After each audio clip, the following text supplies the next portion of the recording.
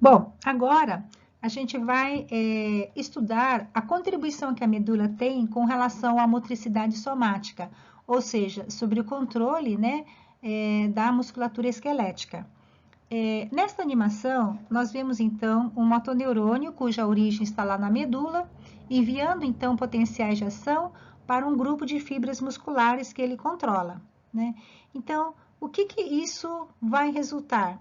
Essa atividade do motoneurônio, né, que vai terminar com a liberação de acetilcolina, né, na fenda sináptica. E aí essa acetilcolina abrirá canais iônicos do tipo nicotínico. E isso vai gerar uma alteração no potencial de membrana da placa motora e depois potencial de ação em toda a fibra muscular. E a consequência será aumentar a quantidade de cálcio dentro da célula muscular e promover então a contração, ou seja, o cálcio ele vai iniciar o processo de encurtamento dos sarcômeros, né? Então, quando todos os sarcômeros de dentro da fibra muscular ela começa a encurtar, então a fibra muscular e o músculo como um todo se encurta. E nesse processo, o músculo que está associado ao osso por meio de tendões vai fazer com que essa força mecânica gerada pela contração muscular, ela seja então utilizada para estabilizar articulações ou movimentar essas articulações. Em outras palavras, isso vai resultar aquilo que nós enxergamos como postura e movimento dos animais. Para a gente fazer uma análise, né, sobre o que estamos tratando, vamos acompanhar aqui o movimento desse cão, que primeiro ele está relaxado, né, em estado de repouso. Então, a musculatura dele, nesse momento, os sarcômeros, né, estão num determinado comprimento, né? E aí, de súbito, ele resolve levantar a cabeça. Quando ele faz isso, né, ele na verdade tem que gerar uma força de contração muscular na região cervical para que supere o próprio peso, né, da força-peso da cabeça. E aí então, em seguida, esse animal levanta. Então, agora nós temos um outro estado onde motoneurônios, né, são recrutados, mais motoneurônios, na verdade, são recrutados, né, para coordenar os movimentos, né, dos membros pélvicos e dos membros torácicos, para que ele, então, fique em estação, né? Então, nós temos um nível diferente de recrutamento de motoneurônios, né? Nesta posição, quando ele está completamente em pé, e um pouquinho antes, quando ele está deitado, ele levou a cabeça. Mas agora, ele resolve caminhar, né? Então, já estamos falando do envolvimento de movimentos rítmicos, que levam em consideração a necessidade de integração do lado esquerdo com o lado direito dos membros anteriores e posteriores, como também movimentos coordenados dos membros anteriores em relação aos posteriores para que a deambulação ocorra. Então, nesse caso, nós já estamos envolvendo mais segmentos, né, da medula participando desse padrão de locomoção. O São Bernardo ainda está carregando uma carga, né? Então, a força muscular que ele vai ter que desenvolver para garantir o deslocamento dele obviamente, aumentando a sua força de contração muscular. Então, a atividade dos motoneurônios de gerar, então, né, atividades musculares que resultam, então, na sustentação da força-peso do próprio corpo, ou seja, garantir a postura, não só a postura estática, mas também garantir a postura, né, dinâmica, realizar movimento do corpo e partes dele, de forma que ele possa expressar comportamentos reflexos e voluntários típicos da espécie, e também vale a pena aqui lembrar que as fibras musculares esqueléticas, apesar do nome, nem todas estão associadas ao esqueleto, né? Então, os esfíncteres anais, né, e vesicais são constituídas de fibras musculares esqueléticas, e então elas têm a função de conter, né, o conteúdo dentro da bexiga, por exemplo, ou então esvaziá-las quando ela relaxa. E também é interessante chamar a atenção sobre a musculatura visceral especial, que nesse caso, suas contrações, né, acabam então auxiliando na expressão emocional facial. Aqui nós temos dois grupos de músculos, né? O músculo flexor, que quando ele entra em atividade, diminui o ângulo articular, e o músculo extensor, que quando o flexor contrai, ele relaxa. Se ele entrar em atividade, o que vai acontecer é do músculo flexor relaxar. Então, aqui nesse caso, quando o músculo está relaxado, que é o caso do músculo extensor, então o sarcômero, ele tem a linha Z, né, mais afastadas, com menor sobreposição dos filamentos de actina sobre de miosina. Por outro lado, quando ocorre a contração, né, esses filamentos se aproximam mais e ocorre, então, a sobreposição dos filamentos de actina sobre miosina. Uma consequência da contração é um aumento de tensão mecânica. E quando a musculatura está relaxada, nós temos não uma tensão zero, mas uma tensão mecânica de repouso ou um tônus muscular. Por palpação, nós podemos distinguir se o músculo está relaxado ou o músculo está contraído. Neste esquema desta animação, nós vemos então, né, a sobreposição dos filamentos de actina sobre os de miosina, né, e fazendo com que essas linhas aqui, Z, elas acabem então se encurtando. Quando isso acontece, né, então a tensão mecânica ela é gerada na sua extremidade e transmitida para os tendões, né, e isso pode resultar, conforme a força, né, e conforme o tipo de músculo, na estabilização apenas das articulações ou na realização de movimentos. Essa atividade sarcomérica, ela depende de consumo de energia metabólica, ou seja, de ATP. A energia química, que é transformada em energia mecânica, não é 100% eficaz, né? Então, 30% desta energia, ela acaba sendo perdida na forma de calor. Então, quando a gente faz um exercício muscular muito grande, né, um cavalo está correndo, um cachorro brincando, corre bastante, então nós vamos ver então uma necessidade de perder esse calor ou por meio da sudorese, no caso dos cavalos, ou por meio da ofegação, no caso dos cães. Gostaria então de reforçar o conceito de unidade motora, lembrando que ela é a unidade funcional do sistema motor somático e ele é constituído pelo motoneurônio e as fibras que ele inerva. Então, aqui neste exemplo, nós temos aqui o motoneurônio, né, cor-de-rosa, ele inerva 1, 2, 3 fibras musculares. Já o motoneurônio azul inerva aqui 2 fibras musculares. E que o mesmo músculo, né, possui várias unidades motoras, né, em seus fascículos. E também aproveitamos para mostrar aqui a conexão que o músculo tem por meio dos tendões, né, com o sistema ósseo.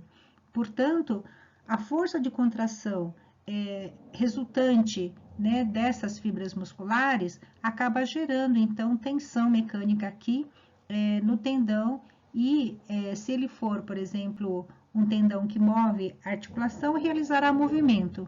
Ou então, ele pode apenas estabilizar as articulações.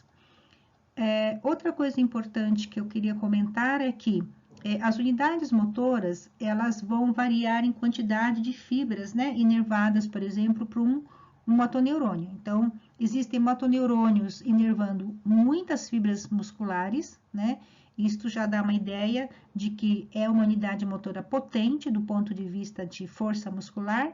Existem motoneurônios que inervam poucas fibras musculares, como, por exemplo, no caso dos músculos extrínsecos do olho, né? Então, geram pouca força muscular, mas são unidades motoras de precisão. Outro aspecto interessante é quanto ao tipo de metabolismo, né? Se eles fazem metabolismo aeróbico ou anaeróbico. Então, uma musculatura aeróbica é aquela que tem uma atividade sustentada por muito tempo, né? Então, ela utiliza glicose e oxigênio e tem maior sustentabilidade, como, por exemplo, a musculatura postural. Então, a musculatura postural é aquela musculatura que está continuamente agindo contra a gravidade, para evitar que o animal caia, né? Então, esse tipo de musculatura é considerada ou chamada musculatura aeróbica. Já a musculatura anaeróbica é aquela onde exige uma força muito grande, que tenha muita potência mecânica, como, por exemplo, exigidos numa situação de emergência, como lutar ou fugir. Então, essa musculatura gera força mecânica, né, sem precisar de oxigênio, no entanto, ela é muito fatigável. Bem, como aumentar então a força de contração muscular? Então, nós temos duas maneiras, né, principais de fazer isso. Então, uma é aumentando a quantidade de unidades motoras que são recrutadas e outra é aumentando também a frequência, né, de estimulação dos motoneurônios sobre as fibras musculares. Então, esse gráfico mostra a variação da tensão mecânica aqui nas ordenadas e aqui o tempo. Então, imaginando que eu estou fazendo um monitoramento da resposta mecânica, por exemplo, né, de uma unidade motora. O único potencial de ação, ele gera esta resposta, né, que nós chamamos de abalo, que é a tensão mecânica isolada de um único músculo. Essa é a menor resposta ao estímulo.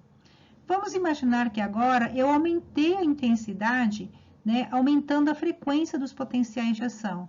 O que vai acontecer? Vai haver uma somação de resposta mecânica, né? Então, a força mecânica aumenta por conta do aumento da frequência de estimulação. Mas e se eu agora começar a estimular progressivamente numa frequência muito elevada? O que vai acontecer é essa tendência que nós chamamos de somação, né, cumulativa de abalos, até que o músculo atinge a sua força de contração máxima. E essa força de contração máxima, ela é chamada tétano. Então, resumindo, nós podemos aumentar a força de contração de um músculo, recrutando suas unidades motoras, assim como aumentando a frequência de estimulação. Como avaliar a integridade funcional do músculo? Então, uma das maneiras seria monitorar a atividade dos potenciais de ação gerado pelas fibras musculares que estão em atividade. Então, aqui nós temos um registro eletromiográfico. Então, ele pode nos dar uma ideia do conjunto de fibras musculares que estão em atividades e que foram recrutadas.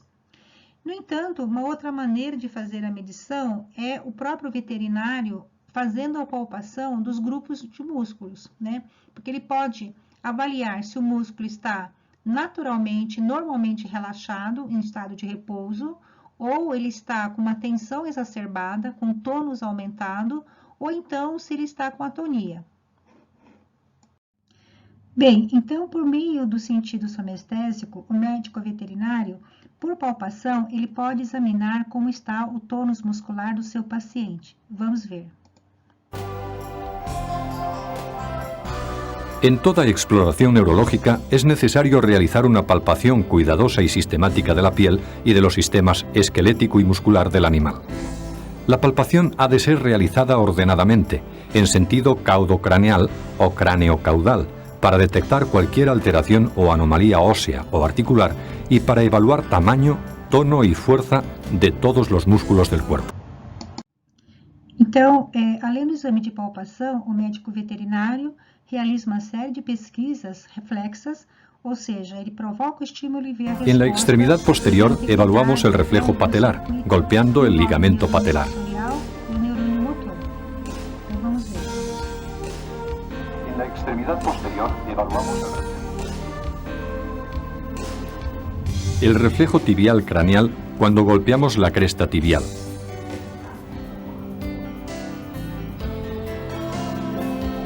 El reflejo del tríceps se evalúa golpeando el tendón del músculo tríceps braquial.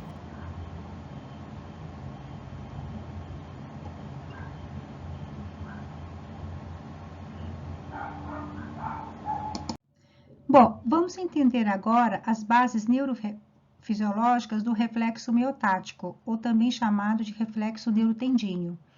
Este, então, é o reflexo que nós vimos sendo utilizado no vídeo anterior. Antes de mais nada, vamos apresentar aqui os órgãos sensoriais do músculo. Temos, então, o fuso muscular e o órgão tendinoso de Golgi.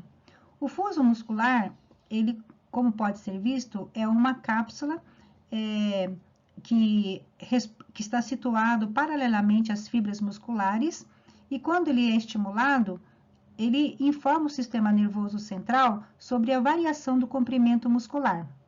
E o órgão tendinoso de Golgi, por sua vez, ele está situado aqui nos tendões, insere as fibras musculares esqueléticas. Então, quando ocorre a contração das fibras musculares, os órgãos tendinosos de Golgi informam o sistema nervoso central a respeito da tensão mecânica que o músculo em atividade está desenvolvendo.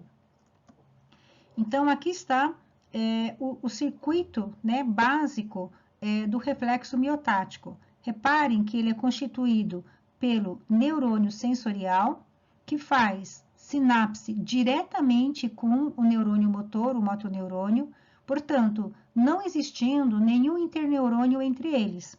Então, essa é uma exceção. Então, este tipo de reflexo nós chamamos de reflexo monossináptico, porque a grande maioria dos arcos reflexos são constituídos, no mínimo, de um neurônio sensorial, o interneurônio e o neurônio motor. Então, no reflexo miotático, né, ele é uma exceção constituindo um reflexo de uma única sinapse. Então, como é que ele funciona? Quando o veterinário ele percute com o martelinho, né, o ligamento patelar, esta percussão vai fazer com que o fuso muscular seja estimulado artificialmente, né? Então, essa estimulação vai, então, ser enviada aqui dentro do sistema nervoso central, no segmento medular correspondente, né? E o motoneurônio vai causar uma contração reflexa, porque essa sinapse aqui, monossináptica, ela é excitatória. Então, percutiu o tendão patelar, o fuso funciona, estimula excitatoriamente o neurônio motor. Daí, então, observamos a contração muscular reflexa. Qual é a vantagem, né, de utilizar esse reflexo? Ele vai mostrar que tanto o neurônio sensorial quanto o neurônio motor estão funcionando plenamente, né? Então, ele não só mostra a integridade funcional dos elementos periféricos, mas principalmente aponta que este segmento medular, no caso, como é o músculo quadríceps femoral, então esse segmento da medula, né, lombar está funcionando direitinho. Acontece que quando se faz esse tipo de pesquisa, este reflexo pode se manifestar, se tiver alterado, ou exacerbadamente. Então, a resposta reflexa, a distensão, ela é muito exagerada, ou então, percutindo o martelo, ele não apresenta nenhuma resposta ou um reflexo muito modesto. Então, nesses dois casos, é necessário fazer uma investigação para se fazer, né, uma pesquisa sobre uma eventual lesão. Bem, aqui está, então, a organização, né, morfológica do fuso muscular. Então, é o órgão sensorial responsável pela detecção da variação do comprimento, né, das fibras musculares extrafusais ou as fibras que realizam a contração muscular propriamente dita. Então, todas as vezes que a fibra muscular sofre algum tipo de distensão, o próprio fuso também ele entra, acompanha, né, esse movimento de distensão. E se isso acontece, ele acaba disparando potenciais de ação pelas suas fibras aferentes. E lá no sistema nervoso central, estimula, né, o motoneurônio, causando a contração reflexa, como nós vimos.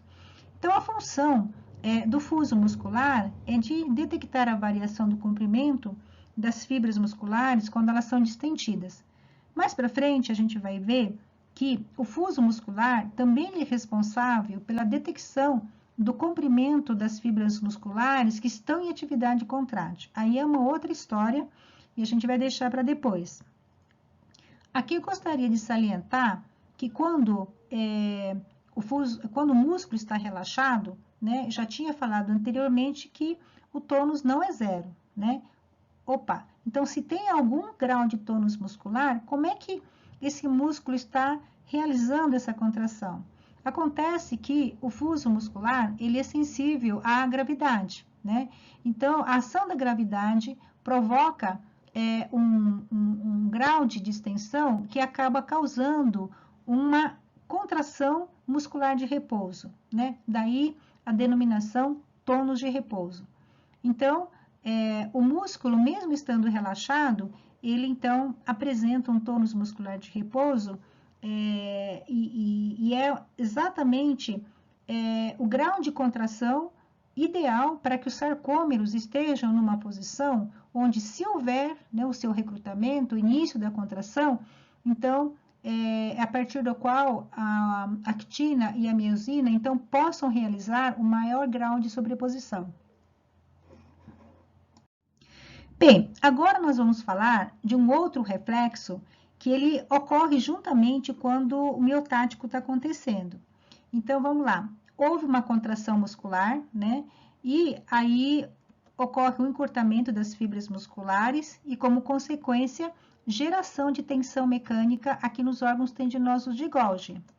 Então, os impulsos nervosos agora chegam para o sistema nervoso central, né, no segmento medular correspondente, só que reparem, o neurônio sensitivo, ele faz uma sinapse com interneurônio inibitório.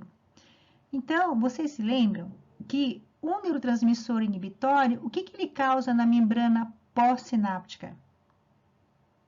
Ele causa hiperpolarização, exatamente. Então, ele vai dificultar esse motoneurônio de gerar impulsos, né? Portanto, qual é a função do órgão tendinoso de Golgi? É agir contra si mesmo, vamos dizer assim, né? Provocando relaxamento. Então, quando o músculo começa a contrair, a sua própria força de contração é uma fonte de estímulo para atenuar a atividade contrátil. Bem, esse órgão tendinoso de Golgi, ele está dentro de uma estrutura encapsulada, né, com fibras de colágeno, que são elementos bastante resistentes, e quando ele sofre tensão, ele acaba estimulando, então, mecanicamente, as terminações nervosas, né, do órgão tendinoso de Golgi, levando as informações, então, sensoriais. Então, o órgão tendinoso de Golgi, ele é muito importante no sentido de que detecta o grau de contração do próprio músculo, né, e retroage causando seu relaxamento. Então, a sua função é de regular a excitação dos motoneurônios. E quando ocorre, por exemplo, uma contração muscular muito vigorosa, muito forte, então ele acaba com esse neurônio inibitório, né, protegendo o músculo de uma contração excessiva, protegendo assim de uma lesão. Então, nessa figura aqui, nós temos a integração dos elementos que nós estudamos até agora e também de elementos adicionais. Então, vamos começar aqui apresentando o músculo, né, o fuso muscular e a sua inervação aferente, aqui verde, levando as informações sobre a variação do comprimento muscular e fazendo uma sinapse aqui direta com o motoneurônio. Esse motoneurônio é o responsável, então, pela contração do músculo. Então, todas as vezes que o fuso é ativado, por meio dessa sinapse, o motoneurônio causará uma contração reflexa. E aqui também temos o órgão tendinoso de Golgi, que detecta a tensão muscular quando o músculo está contraindo, né? Com as suas fibras aqui representadas em azul. Ele chega na medula e ele faz uma sinapse inibitória com o interneurônio. Esse interneurônio, então, vai atenuar, diminuir a atividade, né, do motoneurônio que está em contração. Aqui nós temos, então, os elementos adicionais que eu mencionei, que é o motoneurônio, ele sofre influências de vias descendentes que partem lá do córtex motor e do tronco encefálico. Então, antes dele gerar uma determinada frequência de potencial de ação, ele precisa realizar somação pós-sinápticas, né, tanto espaciais quanto temporais, que vai determinar, então, com qual frequência ele enviará os impulsos para esse músculo, né, determinando, então, a sua força de contração. Então, como esse motoneurônio sofre influências não só aferentes, mas como também influências de vias descendentes, ele é uma via final comum, né? E ele é chamado, então, motoneurônio inferior. enquanto que as vias descendentes motoras que influenciam o neurônio motor são coletivamente chamados de neurônio motor superior. Então, essa distinção ela é muito importante porque a lesão do motoneurônio inferior causa um conjunto de sinais diferentes de quando ocorre, por exemplo, uma lesão do neurônio motor superior. E, finalmente, aqui apresento também um outro elemento, né, que faz parte desse circuito, que é o motoneurônio gama. O motoneurônio gama, ele inerva não as fibras musculares que realizam a contração propriamente dita, mas ele vai inervar o fuso muscular, né? Então, a função dele é garantir a sensibilidade desse fuso, como nós vamos estudar mais para frente. Bom, então, nós vimos que o motoneurônio, que inerva as fibras musculares esqueléticas, ambos constituem uma unidade motora, que é a unidade funcional da motricidade somática. Então, se houver lesão no motoneurônio, seja no corpo celular, seja na raiz ventral ou no nervo espinal, isso terá como consequência imediata uma paralisia. E esta paralisia do músculo acometido, ele é flácido, porque, como ocorre lesão do motoneurônio, ele não vai mais apresentar o tônus muscular típico do repouso, né? Então, o músculo estará atônico. A outra coisa é que, com o desuso, a massa muscular vai acabar diminuindo, né? Então, ele apresentará também atrofia por desuso. A outra coisa importante é que na pesquisa do reflexo miotático, então ele vai apresentar ou perda completa, né, da manifestação reflexa ao estímulo, ou então uma redução.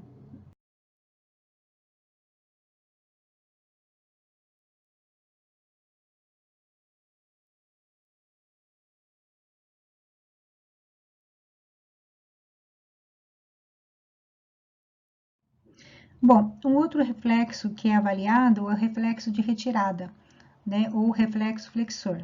Vamos ver. Y el reflejo flexor. Finalmente, el reflejo flexor lo evaluaremos pellizcando entre los dedos de la extremidad anterior. Então, vamos agora analisar a organização da resposta do reflexo de retirada, né, também conhecido como reflexo flexor. Ele é um reflexo polissináptico, pois ele envolve o neurônio sensorial, né, aferente, que então detecta, né, a estimulação nociceptiva. Ele faz uma sinapse excitatória com o interneurônio, que por sua vez estimula o neurônio motor. Mas não é qualquer neurônio motor, é o neurônio motor que inerva músculos flexores. Então, essa ação do motoneurônio flexor, vamos dizer assim, vai causar então a contração reflexa. Bem, agora eu gostaria de analisar com vocês um contexto mais natural que o nociceptor ele é estimulado. Então, aqui no caso, trata-se da pata dianteira de um gato que está aqui em meio às fagulhas. Então, esses estímulos nocivos, ao afetar o nociceptor, essas informações chegarão então na medula, né, correspondente, e a informação aferente poderá ter vários destinos. Uma delas é tornar a informação nociceptiva, né, consciente. A outra coisa que acontece localmente na medula é promover, então, a resposta de retirada, ou seja, afastar o membro afetado do estímulo nocivo. Então, vocês se lembram que todas as vezes que o músculo agonista entra em atividade, o músculo antagonista, ele precisa ser inibido? Pois é. Então, aqui nós podemos ver que as aferências nociceptivas, primeiro, estimula neurônios excitatórios, que por sua vez estimulam o motoneurônio, que vai realizar a contração do bíceps, né, que é o músculo flexor. E, ao mesmo tempo, a informação nociceptiva também estimula um interneurônio inibitório, que, por sua vez, vai diminuir a atividade do motoneurônio, né, que inerva a musculatura antagonista, no caso, o tríceps. Então, dessa maneira, nós observamos aqui localmente a realização de integração sensorial e motora. Essa resposta, então, observada é que a reflexão da pata afetada, né, afastando do estímulo, então, na verdade, trata-se de um circuito adaptativo e que o neurologista utiliza esse circuito provocando estímulo artificial e verificando se ocorre, então, esse movimento de flexão. Então, se for estimulada a pata esquerda, né, então essa resposta a gente vai ver exatamente na pata afetada, da direita, idem, e assim por diante. Então, com isso, nós podemos fazer uma avaliação da integridade, né, daquele segmento medular que está sendo testado. Bem, até agora nós vimos a contribuição que a medula faz para movimentos mais unitários, uma flexão, uma extensão, né? Mas agora é necessário levar em consideração também qual é a contribuição que ela tem, por exemplo, na marcha. Então, para um movimento de marcha, é necessário os movimentos alternados de extensão e flexão de um membro, né? A integração entre o lado esquerdo e o lado direito, né? De um par de membros, a necessária integração entre os núcleos motores dos membros anteriores e posteriores. E a outra coisa muito importante é o contínuo processamento das informações sensoriais proprioceptivas, né? Que vão ser fundamentais para os ajustes. Então, se o gato está caminhando, por exemplo, no plano horizontal e de repente ele vai para um plano mais inclinado, né? Então, nesse caso, ele precisa fazer os ajustes sensoriais, processar as informações sensoriais novas, né? Para que haja a postura dinâmica e a forma como ele vai caminhar agora nessa nova superfície. Então, passaremos agora a analisar como que poderia acontecer a organização dos movimentos rítmicos que embasam a marcha. Então, considerando o deslocamento dos animais quadrúpedes, aqui no caso vale também o raciocínio para os animais bípedes, nós vamos tentar agora compreender como que a medula contribui para fazer, então, essa integração do lado esquerdo e do direito. O que acontece quando um membro acaba fletindo, né? E o que acontece com o outro membro? Então, vamos analisar aqui o reflexo de inibição recíproca. Então, imagine que uma informação nociceptiva venha por meio desse neurônio sensorial, né? E ele vai, então, causar a estimulação do motoneurônio flexor. Mas, simultaneamente, ele vai causar a inibição do motoneurônio que inerva a musculatura antagonista, ou seja, ele vai inibir a musculatura que causa a extensão.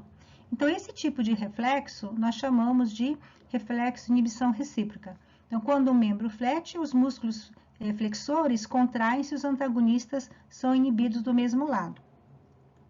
Mas o que vai acontecer se esse membro faz a flexão, né? Ele sai do chão? Então, necessariamente, o membro contralateral, ele teria que se apoiar. Então, existe dentro da medula um neurônio comissural, né? Ou seja, é um neurônio que ele cruza, os seus axônios cruzam para o lado contralateral e ele faz uma ação exatamente ao contrário. Então, nesse caso, o neurônio comissural vai estimular o interneurônio excitatório, que vai estimular o motoneurônio, que estimulará a extensão. Enquanto que, simultaneamente, ele recrutará um interneurônio inibitório, causando a inibição da flexão, né? Então, esse tipo de reflexo é o chamado reflexo de inibição cruzada, né? Por razões óbvias.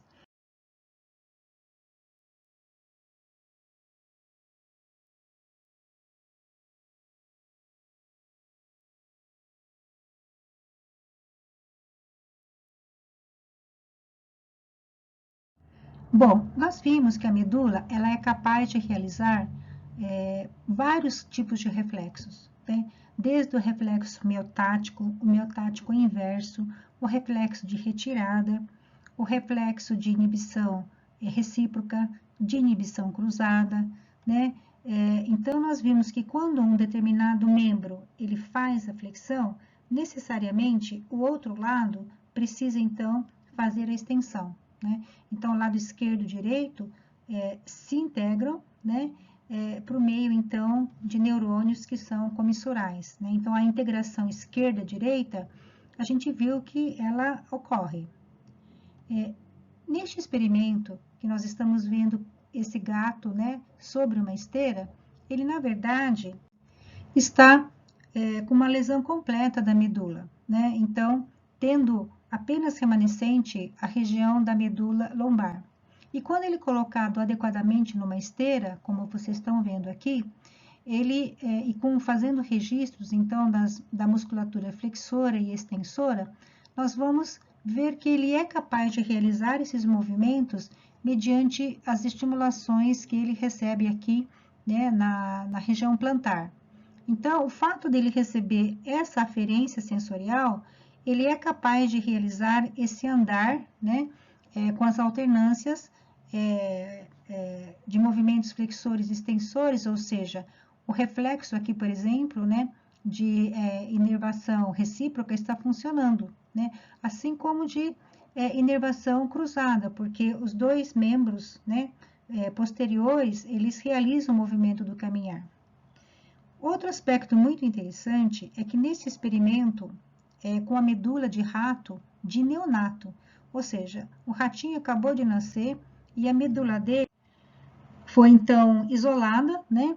E os eletrodos foram colocados na região da medula lombar e então, depois da estimulação com neurotransmissores, dentro deste modelo experimental, então, o que se observou? Registros, né, dos movimentos alternados de salvas de potenciais de ação, né, do lado direito e do esquerdo, né, tanto no nível de L2 quanto no nível de L3, né.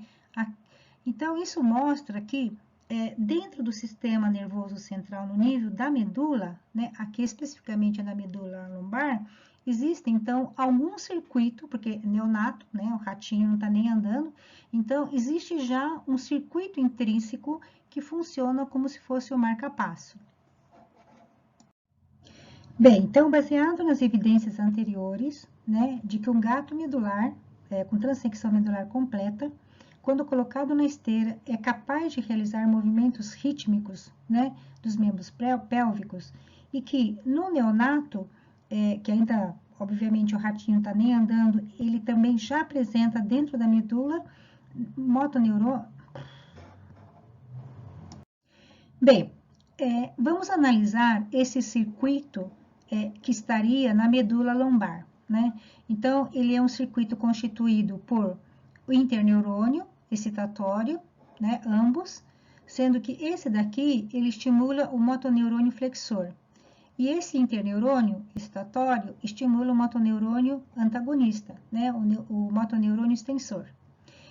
Então, esses dois interneurônios, eles possuem colaterais e cada um deles estimula o interneurônio, né? Então, esse interneurônio inibe o interneurônio excitatório do motoneurônio flexor e esse daqui inibe o interneurônio excitatório do motoneurônio extensor. Então, qualquer atividade aferente que comece aqui, ele vai causar não só a excitação do motoneurônio extensor, né, fazendo com que ele gere potenciais de ação aqui, mas como também ele vai causar a inibição, né, do motoneurônio flexor. Então, isso faz com que, mesmo que ele receba as aferências aqui, ele vai ter uma defasagem temporal, né, na geração dessa atividade. Em outras palavras, a existência desse circuito de inibição recíproca vai fazer com que um dispare, né, primeiro e depois o outro. E assim por diante, criando então uma atividade rítmica que é autossustentada, né, desde que haja informações chegando nesses interneurônios excitatórios. Então, pode ser informações sensoriais, como é o caso aqui, ou então pode ter influências vindos, por exemplo, de fora da medula, lá do encéfalo. Bem, então, com a transecção completa da medula, no nível torácico, né, a gente viu que a região medular lombar, ainda desde que estimulado adequadamente, ele é capaz de apresentar remanescentes, né, do comportamento de locomoção. Além de tudo, quando ocorre uma transecção medular, imediatamente, agudamente, ocorre um fenômeno chamado choque espinal, ou a supressão de todos os reflexos abaixo da lesão, mas por um tempo. Os reflexos retornam com uma alteração, ele já não é mais normal, ele responde de uma maneira exacerbada aos estímulos. Então, no caso do reflexo miotático, né, o reflexo patelar, por exemplo, ele vai ter, no estímulo muito leve, ele será capaz de apresentar uma amplitude exagerada, né, da resposta extensora.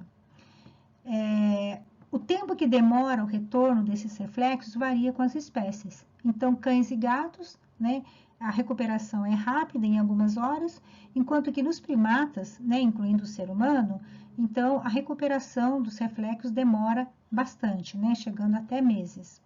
A outra coisa que acontece é que, intencionalmente, os músculos, né, então, dos membros inferiores, por exemplo, não vão poder ser recrutados voluntariamente. Então, há uma paralisia, né, porém, os reflexos, né, medulares da região abaixo da lesão estarão preservados e de forma exacerbada. A outra coisa que aparece é um tipo de paralisia que ela é espástica, né? Então, é como se o tônus muscular, né, do membro afetado, ele estará elevado. E essa espasticidade acontece porque, com a perda das influências, né, dos neurônios motores superiores, os motoneurônios inferiores acabam manifestando uma atividade um pouco exacerbada e, como consequência, né, o tônus muscular estará aumentado.